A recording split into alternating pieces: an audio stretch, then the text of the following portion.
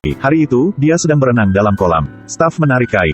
Pada sistem drainase operasional, staf memanggil Day balik sisi kolam. Tetapi telepon berdering mengaruh dengan suaranya. Staf menambatkan anjing di samping. Setelah dia tarik koper, Day masih di kolam. Belum menyadari ada apa ketidakberesan. Dia masih di tengah kolam dan tidur. Pada waktu ini, air masih surut. Selama-lama, sinyal gonggongan anjing membuat dia bangun. Kali ini dia menyadari bahwa lingkungannya tidak biasa. Kolam ini sedalam 8 meter. Sekarang sudah hampir melihat dasarnya. Dia kaget. Buru-buru berenang ke sisi kolam. Cobalah untuk melompat, tetap tidak titik tumpu. Dia melekat pada tepi lampu. Tetapi tidak hanya gagal, jarinya terpotong. Dia membawa tempat tidur ponton. Coba banyak kali tapi semuanya gagal. Tiba-tiba, dia lihat HP-nya lewat kaca reflektif. Dia melepas ikat pinggangnya, ikat salah satu ujungnya ke kaca. Gunakan satu-satunya alat di tubuh pada saat ini, ulangi gerakan. Tetapi semuanya tidak ada tindakan. Dia putus asa, minta bantuan dengan suara keras. Tetapi sekarang tempat ini gak ada orang. Pada waktu ini, teleponnya berdering dan getar keras. HP pelan-pelan meluncur ke kolam.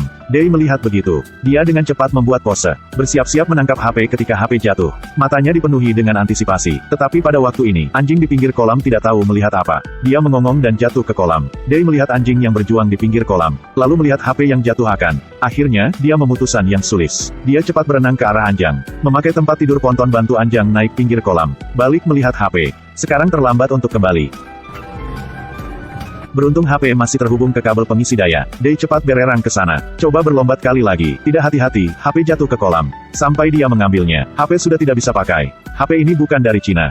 Dia harus coba cara yang lain. Dia memakai handuk untuk menutup menguras. Tetapi tengah-tengah terjebak. Pada waktu ini, seorang sipir masuk. Sipir melihat tidak ada orang. Meninggalkan makanan dan pergi segera. Day berjuang dengan waktu yang lama, akhirnya muncul dari air. Dia sangat cepat. Dia naik ke mengapung dan istirahat sebentar. Akhirnya, dia tidur lagi. Pada waktu ini, pacar dia datang. Koi tak tahu kolam ini ketidakberesan. Dia mau mengejutkan pacar yang sedang tidur. Setelah terjadi pemandangan di awal video.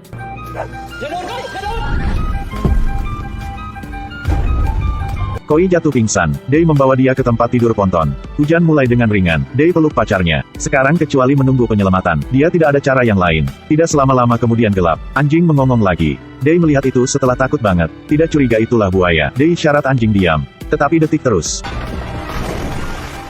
Buaya sudah jatuh ke kolam. Buaya jatuh ke kolam. Day dalam krisis ekstrim. Dia menyelam ke air untuk menemukan posisi yang ada buaya. Beruntung, buaya ini sudah kenyang. Jadi tidak rencana menyerang dengan 2 orang. Akhirnya, Fajar menyingsing. Pada waktu ini, air dalam kolam sudah mengering. Day melihat luka Koi masih keluar darah yang tanpa berhenti.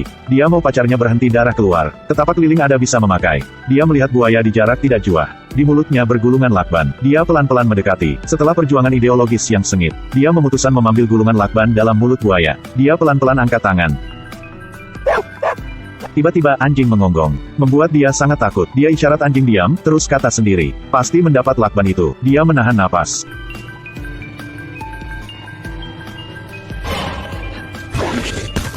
Untunglah, dia bereaksi cepat dan mendapatkan lanbak dalam mulut buaya. Dia segera membalut luka Koi. Tiba-tiba, dia melihat selokan dan berpikir. Dia mau keluar kolam lewat cara ini. Dia buka saluran pembuangan, tetapi sekrupnya sangat kencang jadi dia tak berputar. Dia meminjam kalung Koi untuk berputar sekrup. Setelah coba berkali-kali, akhirnya berhasil. Day melihat pacar sedang pingsan. Berkata padanya dia akan turun dulu untuk menemukan jalan. Day baru balik, buaya sudah ke saluran pembuangan dulu. Koi berluka serius. Kalau Koi masih begini, status akan berbahaya. Sekarang, saluran pembuangan itulah satu-satunya jalan keluar. Day harus menjadi mengambil risiko. Day hati-hati melompat ke saluran pembuangan kolam. Cari sebentar lagi. Akhirnya dia sudah melihat arah keluar jarak tidak jauh dengan kolam. Tetapi pintu keluar itu sudah dikunci. Dia coba buka, tetapi gak bisa. Saat ini, Day lihat kaca reflektif di pinggir kolam. Dan Day saksi buaya sedang ke arah Koi. Dia buru-buru kembali untuk membantu pacarnya. Buaya sudah masuk handuk yang Koi sedang menutupi. Untunglah Day kembali tepat waktu. Pegang ekor buaya dan hancurkan.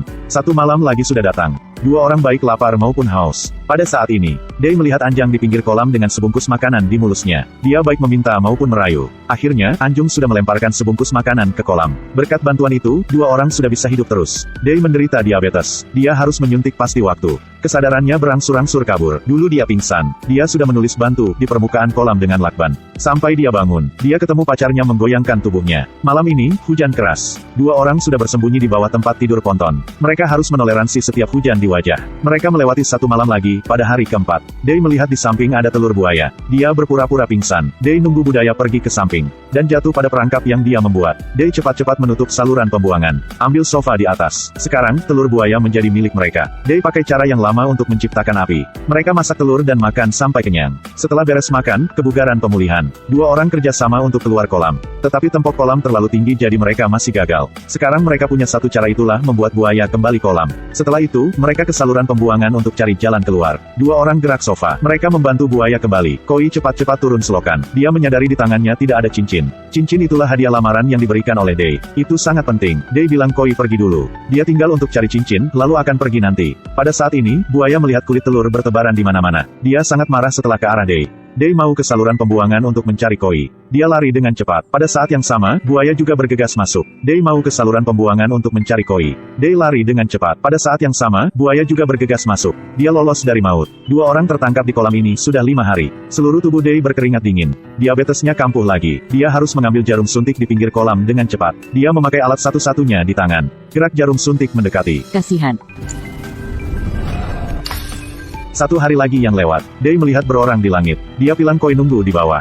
Sedangkan dia panggil bantu. Ketika dia sampai, dia menyadari itulah perangkat terbang. Saat ini, angin kencang muncul. Sepotong kawat besi ditiup ke kolam. Kasihan, di kawat besi semuanya duri tajam yang kecil. Tak ada watuk untuk pikir. Day berpegangan ke kawat besi, menahan rasa sakit untuk memanjat. Tiba-tiba kawat besi lepas. Day jatuh ke kolam, satu kakinya dipatah. Sakitnya banget buat dia pingsan. Tidak lama, dia bangun dalam rasanya sakit banget seluruh tubuh. Angkat kepala untuk lihat, buaya sedang menggigit kakinya. Hari berjuang dengan mati-matian, memegang satu-satunya senjata di tangan untuk berjuang. Akhirnya, serangan buaya sudah dihentikan. Dia berlombat ke saluran pembuangan kali lagi. Kali ini, dia coba merangkak ke arah yang berlawanan. Dia memang mencari arah keluar yang lain. Dia coba membuka saluran pembuangan. Secercah harapan menyala. Day tertawa. Pada waktu dia keluar, pemandangan di mata membuat dia harus putus asa. Tempat ini ialah kolam yang lain. Mirip kolam dia yang tertangkap. Dia benar-benar hancur. Kali lagi dia masuk saluran pembuangan. Tiba-tiba, dia mendengar suara orang berbicara. Tidak salah, di atas ada orang. Mereka kesini untuk mengambil perangkat terbang. Day buru-buru keluar, tetapi dua orang sudah pergi ke jauh. Buaya sudah lapar banget karena dia tertangkap banyak hari. Si buaya mulai menyerang Day. Day hanya menggunakan kuat terakhir. Berjuang hampir mati dengan buaya. Sementara itu, Koi masih diserokan. Dia hampir tenggelam. Sedangkan Day tidak ada senjata jadi bukan pelawan dengan buaya. Dia digigit buaya sangat buruk. Berbaring jadi tak bangun lagi. Pada waktu buaya mau gigit kepala Koi. Pada waktu buaya mau gigit kepala Koi, Hinoha Chaiming Londin Ken Duan. Anjing di pinggir kolam mendengar seruling. Karena dia mau melindungi tuannya. Jadi ia terjun ke kolam. Dan digantung di tengah dengan rantai. Sementara itu, Koi tenggelam di bawah selokan. Day marah, melihat berada batang besi di tanah. Dia mengambilnya. Gunakan kekuatannya menusuk buaya di mulut. Akhiri hidupnya. Koi mengambil 2 kaki anjing. Naik ke tali. Setelah itu, dia buka selokan dan bantuan Koi. Untunglah. Dia sudah menyelamatkan hidup Koi tepat waktu. 2 orang tertangkap 7 hari 7 malam. Pakaian semua cara untuk hidup. Dari harapan sampai keputusasaan. Tetapi pemeran utama Day, dari awal sampai akhir, dia selalu berada memegang satu ide. Itulah kehidupanan, hidup berharapan. Laki-laki ini membuat kita harus mengagumi. Kagumi Karen rohani yang gigih. Meskipun keputusasaan.